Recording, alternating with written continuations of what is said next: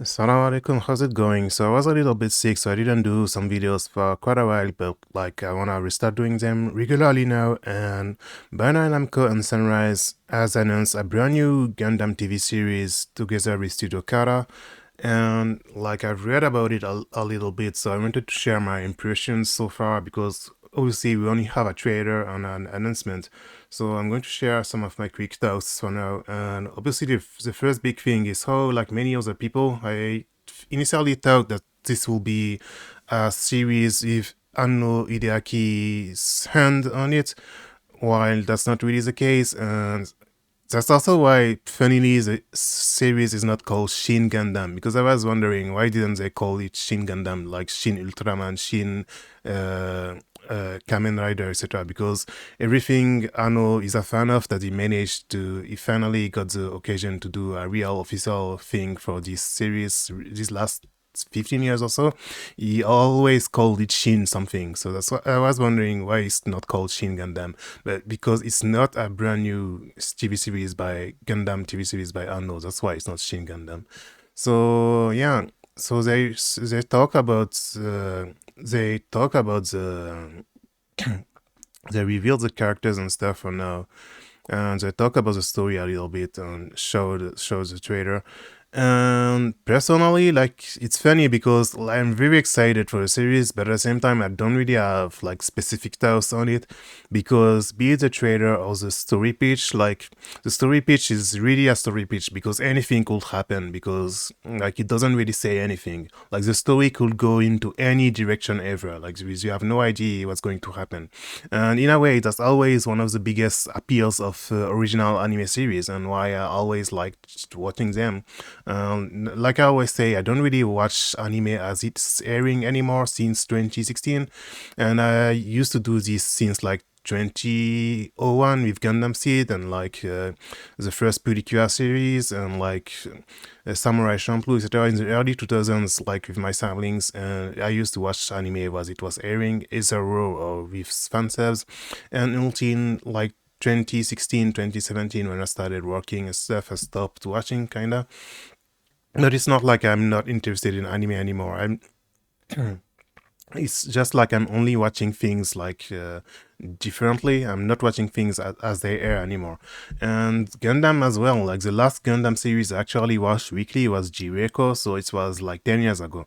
And Teketsu no Orphans, IBO, I didn't watch it yet. I'm not sure if I'm ever going to watch it anyway. Like Gundam, even the movies like Gundam Thunderbolt, Gundam Hathaway, I haven't watched any of these yet. So while I call myself a Gundam fan, it's not like I'm a really into it either. So yeah, but I'm pretty excited for this because of the Studio Khara involvement. And that's very funny because Studio Khara actually didn't watch anything they made yet, because I still haven't watched the Evangelion movies. Like I listened to them kinda back when my brother was watching them like 15 years ago, and I know about the stories because they are in the Super Robot Wars games, in the Z series especially, in Z3, so I know about the story a little bit. Like three, like one and two and three in particular, like everyone was talking about three, like it was like 13 years ago or something back when it released. Like it was still like the anime blog era. It was the end of the anime blog era and the start of the Twitter and microblogging era. But I would still go to a lot of anime blogs, and everyone's talking about it. And like all the mecha anime related sites I used to go to was talking about the third Evangelion movie, the way like Kaoru is coming back, etc. So I got spoiled a lot of stuff, even if I never actually watched the movie. But anyway, so yeah, so I'm really excited for this because of Studio Khara involvement. And like when it comes to the characters, the character designer is Take. Like she's a very popular character designer because she was the illustrator for Zarigoto, and Zarigoto, as far as I know, it's the first series that Nisho Ishin did. It's like the series that Nisho Ishin got popular for before making Bakemonogatari. And I never read it personally, and so like I'm not sure if I would actually like it or not. But yeah, it's the series he did before Medaka before Bakemonogatari, before Katanagatari, etc. So she was a designer for this, and she was also the designer for Katanagatari, which is one of my favorite series. Like, I never read the novels, only watched the anime adaptation, and the anime was like 10 years ago, like 14 years ago now. It's a really really good OVA series. Like, it's not a technically it was aired on TV, but each episode is like 1 hour long, so it's kind of like a 90s OVA series, and I really really liked it. And whenever I think about Take, it's Katanagatari is the first thing I think of. And so yeah, so in Japan, she was already extremely popular for like 20 years because of Zarigoto and Katanagatari, etc. And like outside Japan, she started getting really popular in like the late 2010 and early 2020, back when Pokemon Sword and back when Pokemon what was Pokemon Sun and Moon was released, like it was the mid 2010s or something, because she did Lusamine in Pokemon Sun and Moon. So as far as I know, this was like her first Pokemon work, and then she kept working with Pokemon. So she did Nessa, Rudina in Pokemon Sword and Shield, and also Kibana, also Raihan Kibana in Pokemon Sword and Shield as well.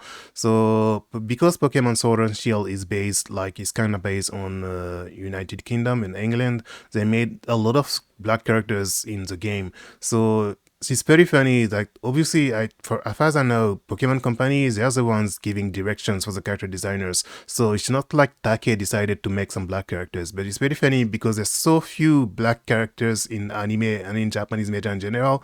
Just by making like a few black characters in Pokemon, she's one of the character designers who made the most black characters ever. And like, she's probably up there with like Inomata Mitsumi sensei, who sadly passed away like a few months ago. Inomata Mitsumi, she did like, I think, like, I never counted, but she did like maybe dozens of black characters just in the Tales of series alone. So it's pretty funny that because she worked on Pokemon Sword and Shield, like Take is like one of the Japanese character designers who did the most black characters ever. And I'm really grateful for that, because Nessa Rudina is a very popular character as well. So there's very very few popular black characters in Japanese media. So at least nowadays we have Rudina.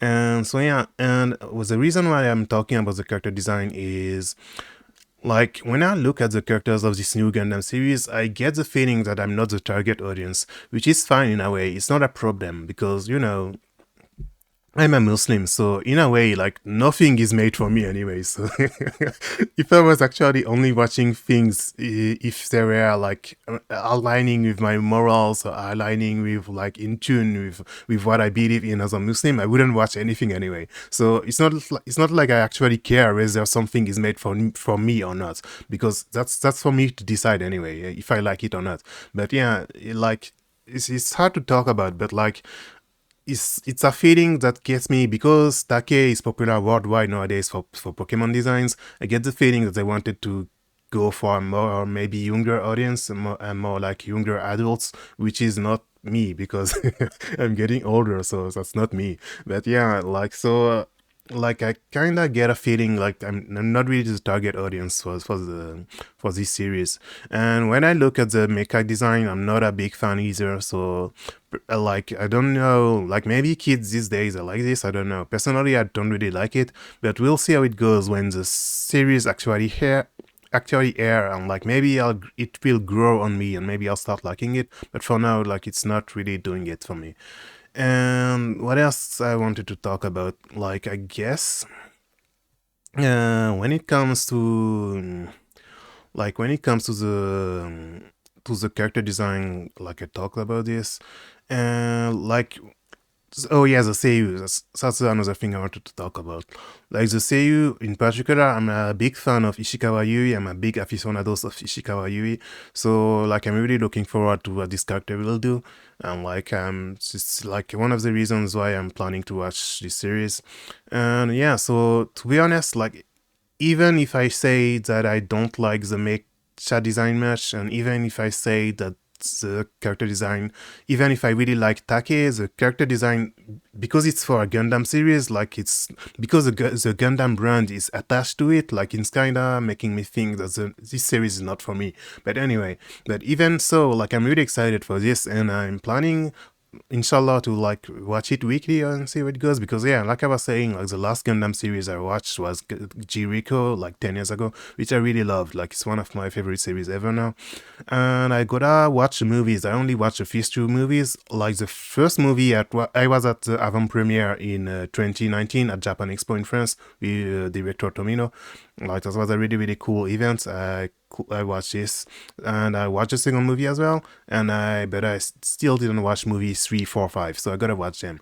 But like even if the movies, in my opinion, they're really really good. Like in my opinion, if you want to watch J-Reco, you should watch the TV series as well, because in the movies there's a lot of scenes that were cut. So obviously, even if it's five movies, as far as I know, like there's never been a series, there's never been a director who got so many compilation movies. So you can tell Tomino and Sunrise, they really dot on him. So like as far as I know, usually series they get 3 movies at most. I've never seen a series get 5 compilation movies. So this really shows how much stress he has, and how much like privilege he has as a iconic and legendary director Tomino has. So yeah, so in my opinion, you should watch the TV series of Jericho and then watch the movies. But anyways, so I'm really excited for this, and like I'm looking forward how it turned out. I can't show you the trailer because I'm scared of being striked. But yeah, tell me what you think in the comments below, and thanks for watching. Bye.